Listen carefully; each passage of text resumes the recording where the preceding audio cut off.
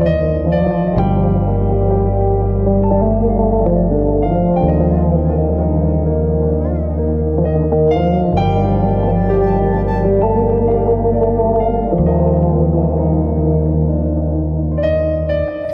gecəsi həzin külək, narın atan yağışlar, qara buludlu sərin havada soyuq soyuq baxışlar. Sakit otaq, bir sigaret, xatirələr bir də mən, üzümdə bir qürur, fəqət içimdə yalvarışlar. Səninlə mən bir ruh idi, ayrı ayrı bədəndə, bağışlamışdım səni mənə bu səhvi edəndə.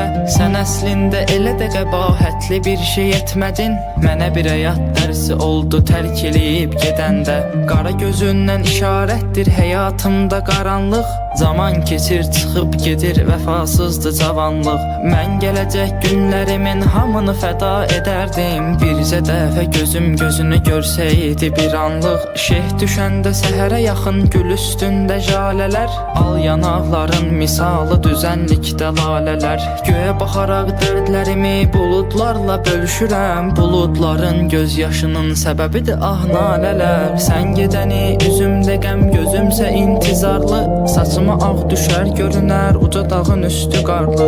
Sən gedişinlə mənə dağ çəkdin, amma sevgilim, bu dağı elə sənin çəkməyindir edən vüqarlı. Necə də çıxartdın mənə verdiyin əhdi yadından, mən səni seçmişdim özümə yar o qədər qadından. Nə olsun ki eşitmirsən, unutmusan bəlkə də, mənsə şiirlərdə istifadə edirəm adından. Bu hala nə cür düşdüyümü anlamadım özümdə, hələ də sənin xəyalında duran nəmli gözümdə.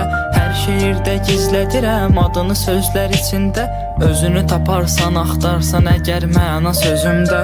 Kipriyin ox, qaşın kaman atıb ürəyimi dələrdin, mən ölməmiş sağlığımda bircə dəfə gələrdin. Üz-üzə duraq gözünə baxıb sənə danışım dərdimi, sənə sənin haqqında danışsam elə kövrələrdin.